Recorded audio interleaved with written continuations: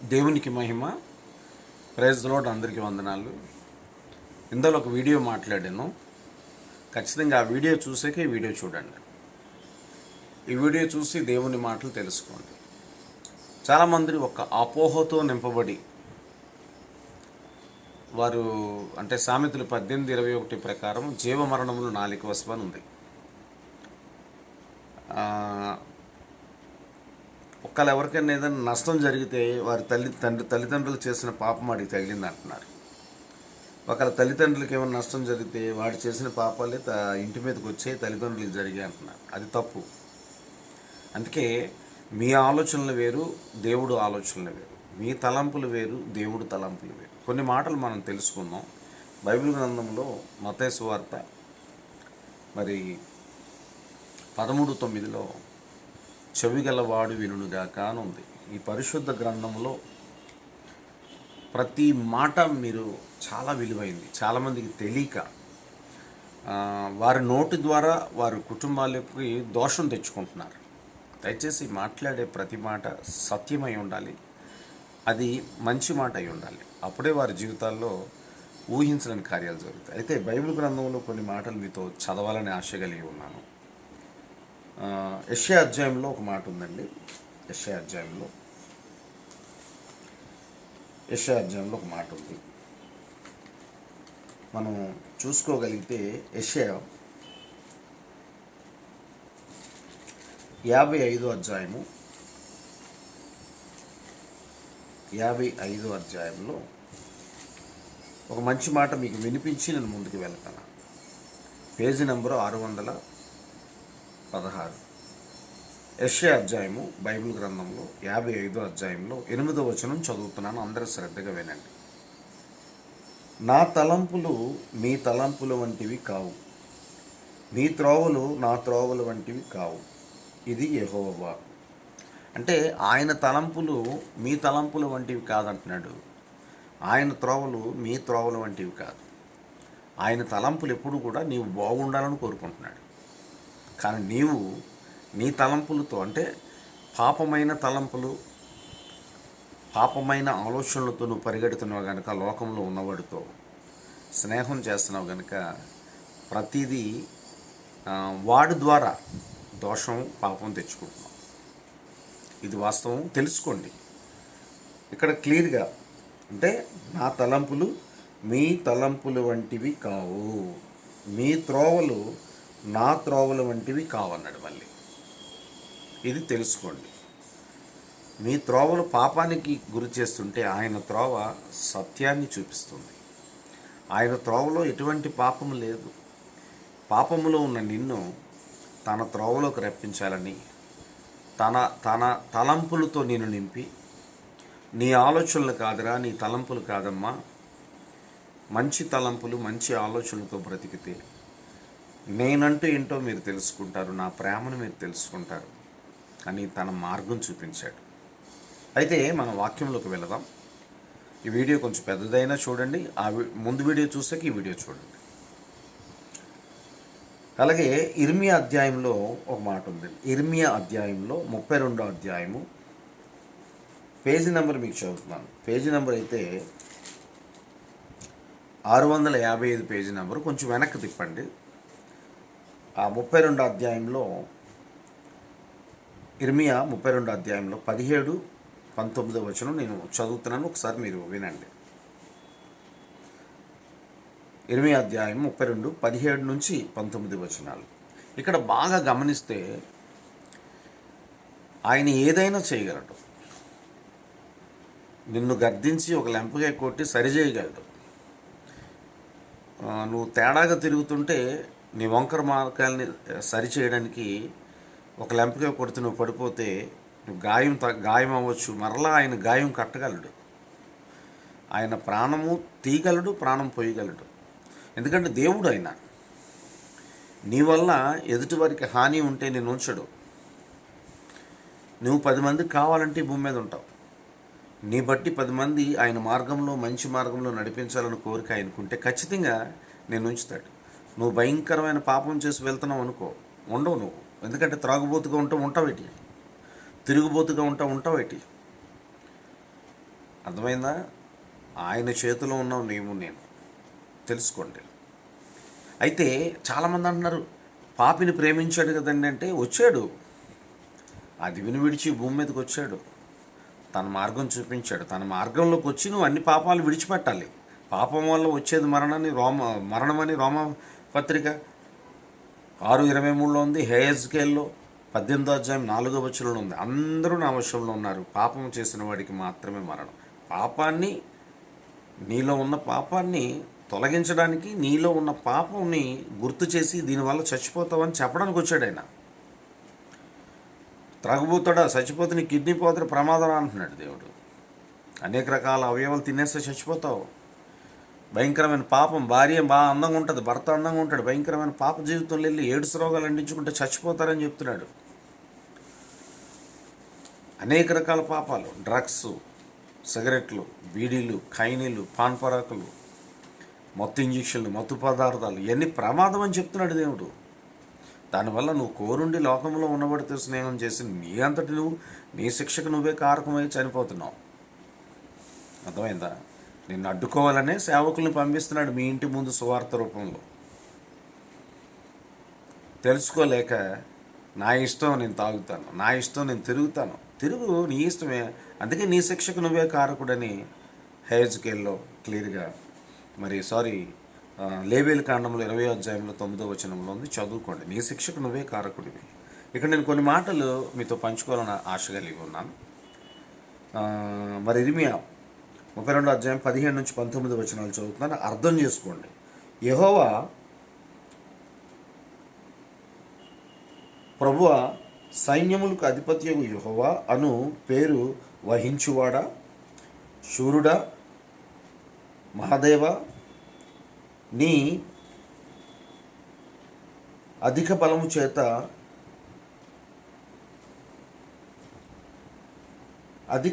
చేత చాచిన బాహువు చేతను భూమి ఆకాశమును సృజించితివి. నీకు అసాధ్యమైనది ఏదీ లేదు.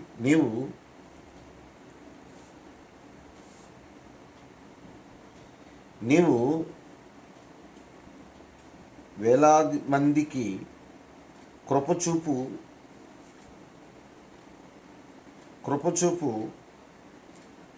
తండ్రుల, చూడండి ఇక్కడ,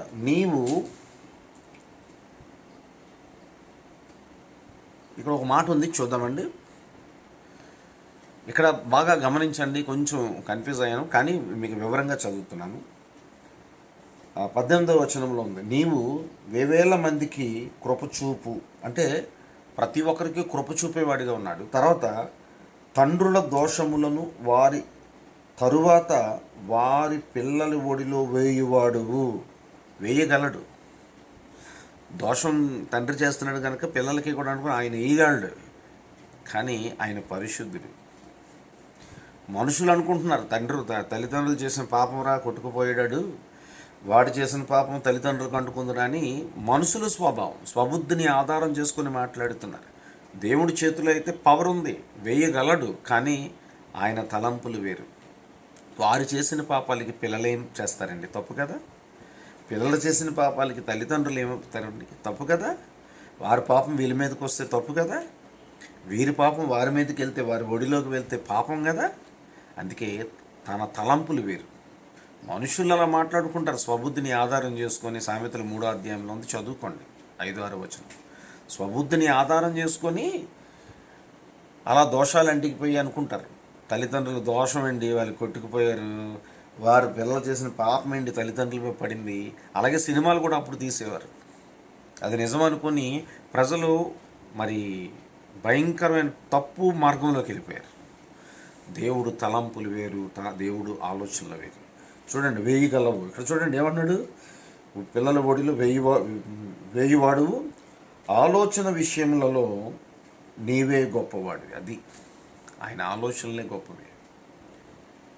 చూడండి, ఆలోచన విషయంలో నీవు గొప్పవాడివి, క్రియలు జరిగించే విషయంలో శక్తి సంపన్నుడువు. వారి ప్రవర్తన బట్టి, వారి క్రియ ఫలమును బట్టి అందరికీ ప్రతిఫలం ఇచ్చుటకే నరపుత్రుల మార్గములన్నిటినీ నీవు కనులారా చూచుచున్నావు. అది అర్థమైందండి. మరొక్కసారి మీరు వివరంగా చదువుకోండి. 8 అధ్యాయము 32 అధ్యాయంలో 17, 18, 19 వచనాలు చదువుకోండి.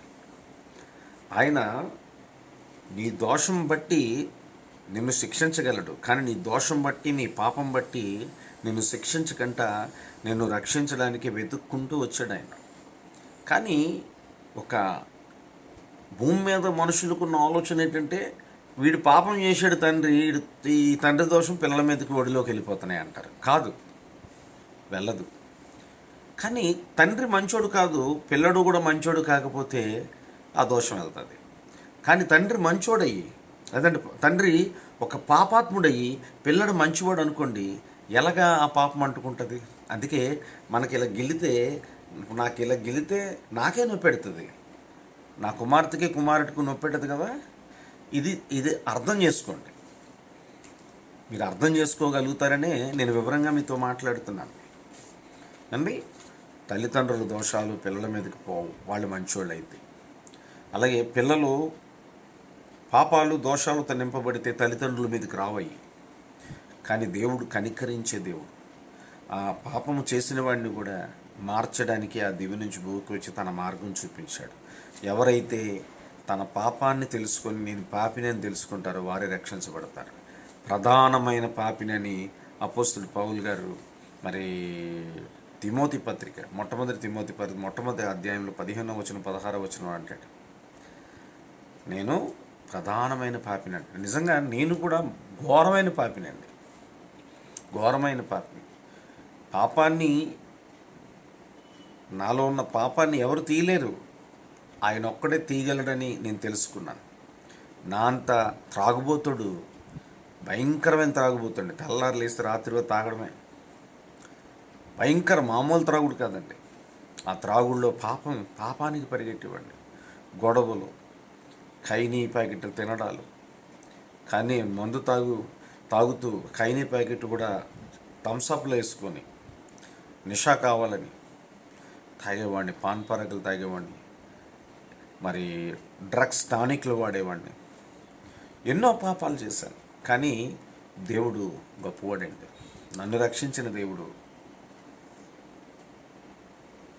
నిన్ను రక్షించడానికి ఈ వాక్యం ఒక అపోహ తీసేయండి. పాపుల్ని రక్షించుట కొరకే ఆయన వచ్చాడు.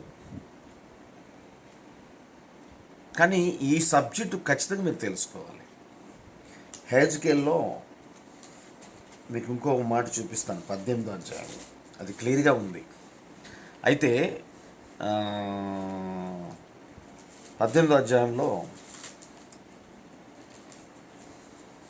హెజ్కేల్లో 18వ అధ్యాయంలో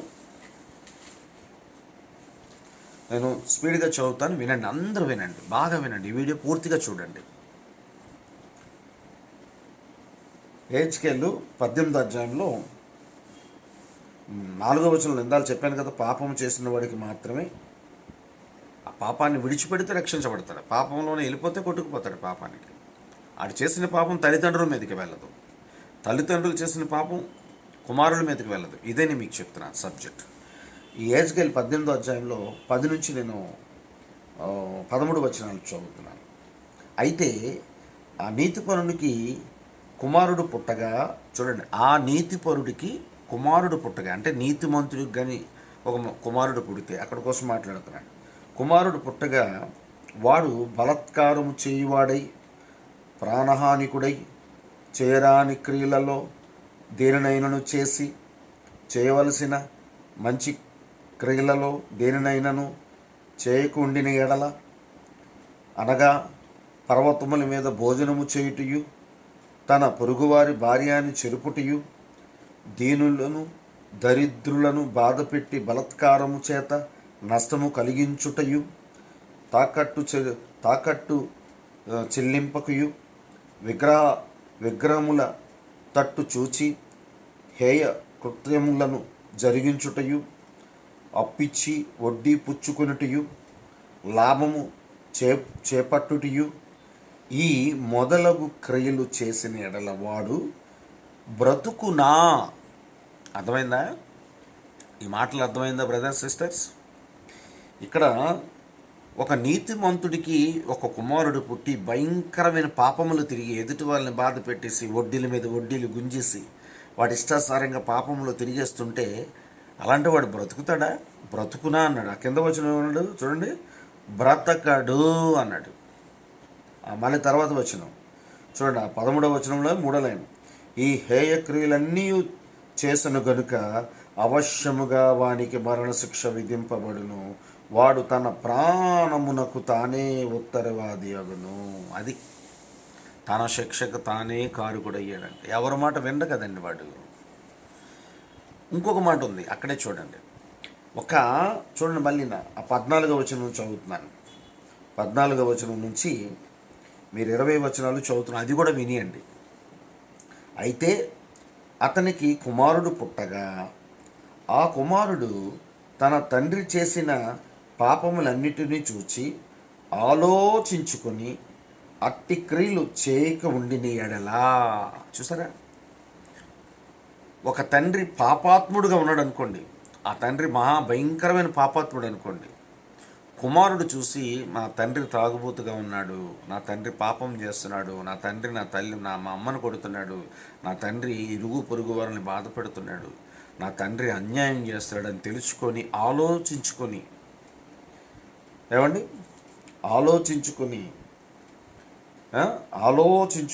అట్టి క్రియలు చేయక ఉండిన ఎడల, అంటే నేను ఇలాంటివి చేయకూడదు అనుకొని మంచి మార్గంలో నడిచే కుమారుడి మీదకి ఎట్టి పరిస్థితుల్లో దోషం రాదు. ఇక్కడ ఉంది చూడండి, అనగా పర్వతముల మీద భోజనము చేయకయు, ఇశ్రాయేలు పెట్టుకున్న విగ్రహముల తట్టు చూడకయు, తన పొరుగువాని భార్యను చెరపకయు, ఎవనికైనాను బాధ పెట్టకయు, తాకట్టు ఉంచు కొనకయు, బలాత్కారము చేత నష్టపరచు కొనకయు, ఆకలి గలవానికి ఆహారం ఇచ్చి, దిగంబరికి బట్టలిచ్చి, భేదవారిని మీద అన్యాయముగా చేయి వేయక, లాభము కొరకు అప్పియ్యకయు, వడ్డీ పుచ్చుకొనకయుండిన వాడై నా విధులను ఆచరించుచు నా కట్టడను అనుసరించుచు ఉండిన ఎడల అతడు తన తండ్రి చేసిన దోషమును బట్టి చావడు.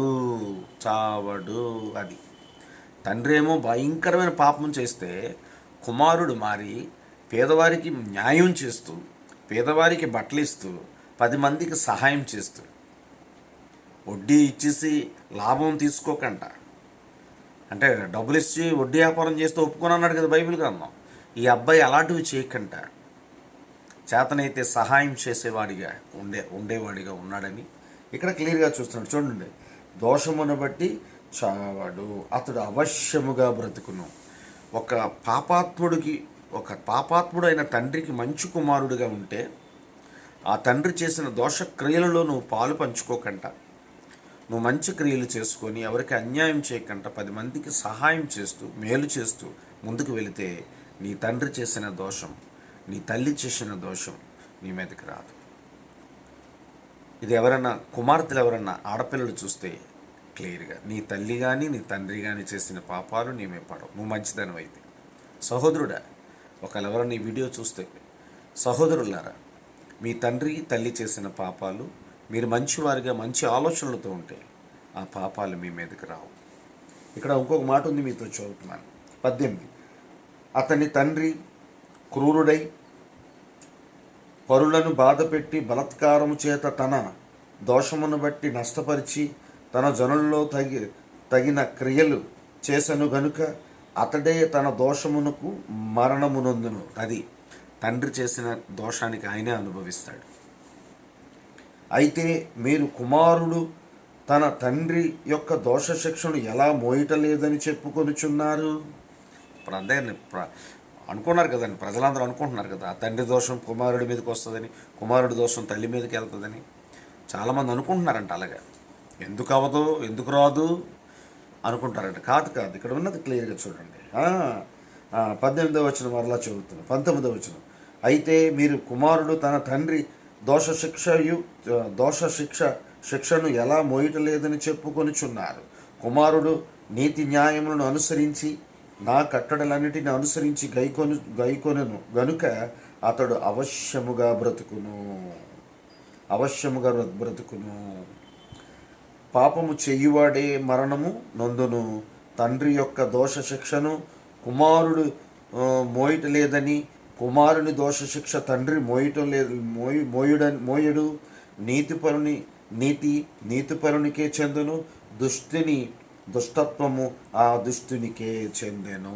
అది ఒక మాట ఉంది, చదివిసి నేను కీర్తనలో 9వ అధ్యాయము 19వ వచనం చదువుతున్నాను. దుష్టులు అనే మాట విన్నాం కనుక ఇక్కడ చూడండి. దుష్టులు దేవుని మరచు జనులందరూ పాతాళములో దిగిపోవుదురు. అది పాతాళములోకి వెళ్ళిపోతారు. ఎవడు పాపానికి వాడే కొట్టుకుని పోతాడు. దేవుణ్ణి తెలుసుకుంటే నేను పాపిగా ఉన్నాను,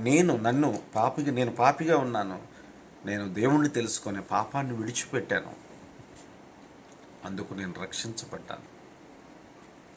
మీరు తెలుసుకొని దేవుణ్ణి తెలుసుకోండి. తండ్రి పాపిగా ఉంటే, మీరు మంచి వాళ్ళగా ఉంటే 99% 100% తప్పు నాన్న అని చెప్పండి, తప్పమ్మా అని చెప్పండి. ఒకవేళ పిల్లలు తప్పు చేసి ఉంటే నాన్న ఇది తప్పు అని చెప్పండి. ఖచ్చితంగా వారు మారడానికి అవకాశం ఉంది. ఈ వీడియో చూసిన ప్రతి ఒక్కరు కూడా బ్రదర్స్ సిస్టర్స్, ఈ మాటలు ఉదయం నుండి నాకు దేవుడు బయలుపరిచాడు కనుక ఈ మాటలు చెప్పగలుగుతున్నాను. మీ అందరూ ప్రార్థన చేయండి. మరొకసారి మా తల్లిగారికి కోసం ప్రార్థన చేయండి. కొంచెం అనారోగ్యంతో ఉన్నారు. అమ్మ ఆరోగ్యంగా ఉండాలని ప్రార్థన చేయండి. అలాగే నా కుమార్తెకి, మా చెల్లెలు బిడ్డని మేము పెంచుకుంటున్నాం. పెద్ద కుమార్తెకి మ్యారేజ్, ఆ విషయంలో కూడా ప్రార్థన చేయండి. ఎన్ని బాధలున్నా, ఎన్ని కష్టాలున్నా మన దేవుడి పని మాత్రం మర్చిపోవద్దు. మంచి మాటలు అందరికీ చెప్దాం. అందరినీ మంచి త్రోవలో నడవాలనే చెప్దాం. నేనే మార్గం, నేనే సత్యం, నేనే జీవం అని యోహాను సువార్త 14:6లో ఆయన మార్గములు ఎటువంటి పాపం లేదు. ఎవరైనా ఆయన మార్గం చూస్తే ఎలాంటి పాపైనా మారిపోతాడు. ఎవరైనా దేవుడు మాటలు వింటే ఎలాంటి అబద్ధికుడైనా సత్యాన్ని తెలుసుకొని అబద్ధాన్ని విడిచిపెట్టి తన మార్గంలో సత్యాన్ని ప్రకటిస్తూ ముందుకు వెళతాడు. తెల్లారు లేస్తే రాత్రి వరకు ఏదో అబద్ధం ఆడుతూ డబ్బు సంపాదించేవాడిని. కానీ ఈరోజు వద్దు, అబద్ధాలు ఆడుతూ బ్రతికితే సాతానికి బిడ్డలైపోతాం. సత్యాన్ని ప్రకటించి నిజాన్ని ప్రకటిస్తూ ఒక నిజము కోసం బ్రతుకుతూ సత్యం చెబుతూ బ్రతికితే దేవుని కుమారులు కుమార్తెలుగా ఉంటాం. ఇది తెలుసుకోండి. ఎన్ని బాధలున్నా, ఎన్ని కష్టాలున్నా అన్నీ తప్పించేవాడు, మన ప్రార్థన విన్నవాడు, మనల్ని పోషించేవాడు, కాపాడేవాడు, రక్షించేవాడు. ఈ వీడియో చూస్తున్న ప్రతి ఒక్కరు కూడా, మీరు ఎవరు కూడా నశించిపోకూడదు.